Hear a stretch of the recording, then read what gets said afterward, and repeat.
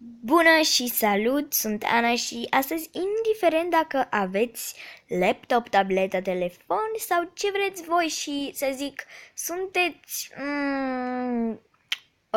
cum s-ar zice, nu știu, pe la bunica ta pe acasă și pe la bunica voastră pe acasă și n-aveți cum să vă uitați la televizor pentru că, nu știu să zic, toată lumea, nu știu, se uită la un televizor, apoi în altă cameră se uită altul și tot așa. Aveți tableta sau telefonul la voi și am să vă învăț cum să priviți orice canal care îl doriți, să zic, Antena 1, Pro TV, desene cum ar fi de pe Nickelodeon, ce vreți voi. Și este o variantă foarte simplă pe care o am și de-abia mi-am șters-o pentru ca să vă arăt și vouă. Este o aplicație pe nume rotv.20. Scriem și noi rotv.2.0. Ok, îi dăm search și am găsit versiunea principală ROTV, așa, prima. Mă scuzați, dar eu mă joc Pixord și am lăsat la răspunsuri. Ok, nu contează. Vreau să vă arăt, pentru că uitați, voi și Mării, la securitate aici, pentru că unii dintre voi, poate, uitați, nu primesc sursele necunoscute de aici, se încadrează și în roșu.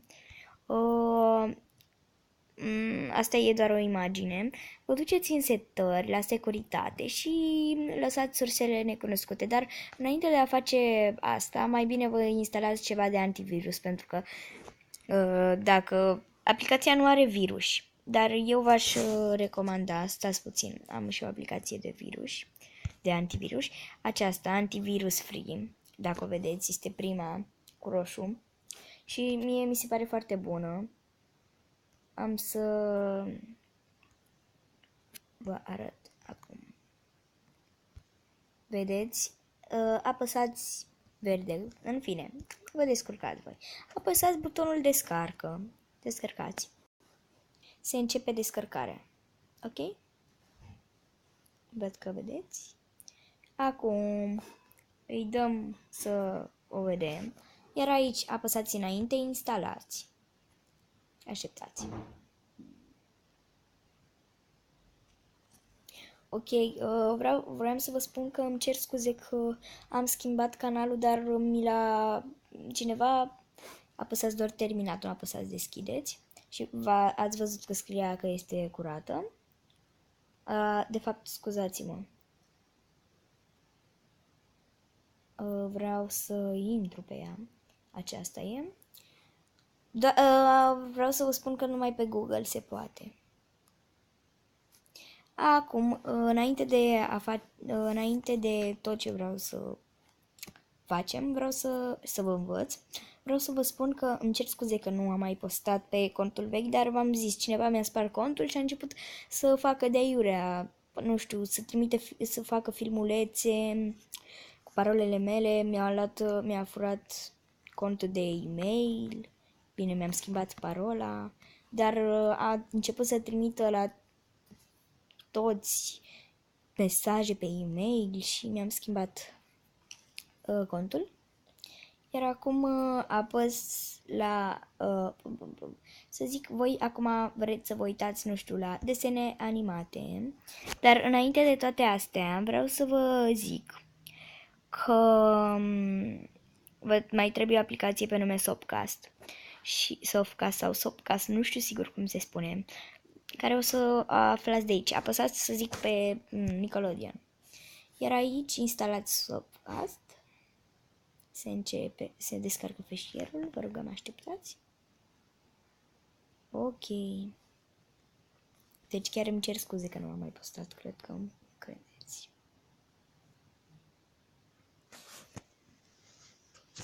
Acum, înainte instalați.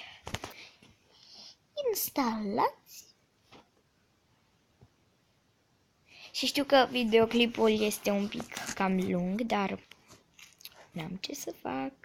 Durează. Și chiar voiam să vă spun, am să dau pe sonor minim ca să putem să ne auzim când dau pe un canal. Terminat, nu deschideți, ok. Îi dăm mix la o reclamă și intrăm pe Nickelodeon. O să-i dau minim de încet ca să ne auzim.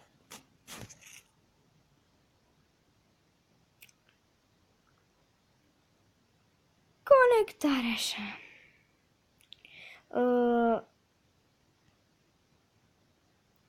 Ok. Acum așteptați până se încarcă buffer-ul.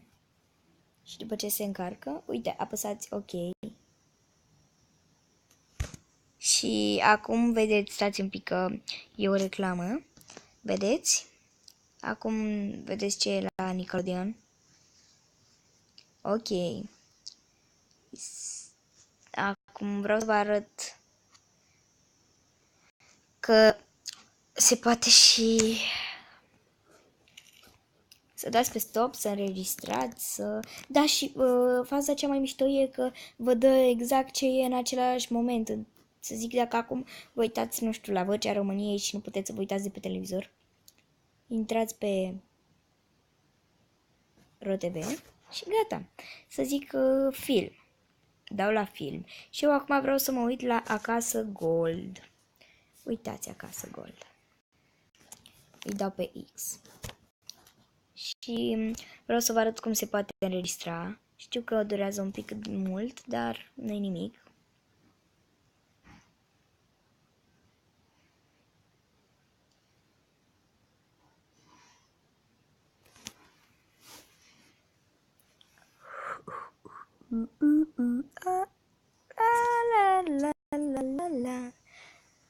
Așa, vedem aici pentru că este ceva care mie chiar îmi place. Uite, este Daca, în fine, nu contează. Și acum să zic că eu vreau să registrez. Apăsăm butonul roșu de aici și pornire înregistrare. Acum se registrează și să zic că vreți să opriți, dar dacă vreți să se registreze și să lăsați tableta, telefonul ce aveți voi într-un loc, v-aș zice să nu închideți pentru că nu știu dacă se salvează. De fapt am încercat asta vară și nu se salvează. Acum îi voi da pe stop și voi spune, să zic, sincronizare înregistrare. Sincronizarea înregistrării înseamnă momentul pornirii, să zic, pe 22 noiembrie 2015, la ora 20:30. Ok. Și aici, durata, câte minute vreți, adică, uite, să zic 50 de minute, zilnic, săptămânal, adică în fiecare zi, în fiecare săptămână, adică o dată la săptămână în ziua în care ați pus și nu, adică doar o dată, adică numai când ați planificat-o, să zic confirmare și se înregistrează de la 20:30. Ok. Și ca să se înregistreze sincronizat, puteți să ieșiți de aici și să zic vă puneți la încărcat sau din astea telefon, eu mă refeream la tabletă că vă puneți la încărcat. Telefonul puteți să-l puneți la încărcat și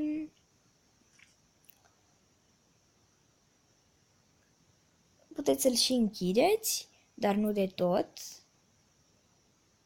Și apoi, se înregistrează și apoi, ca să zic că vreți să vedeți înregistrarea, ieșiți, vă duceți la Softcast. Stați, îmi arată asta cu pornirea sincronizată, în fine. Ok, dau la Softcast.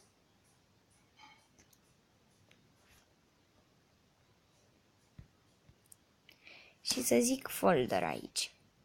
Și înregistrarea asta vreau să văd eu. Vedeți? Dau una aici. Sau chiar dacă vă e lene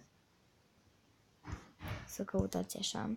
Adică pe așa vă duceți în galerie. Așteptați un pic.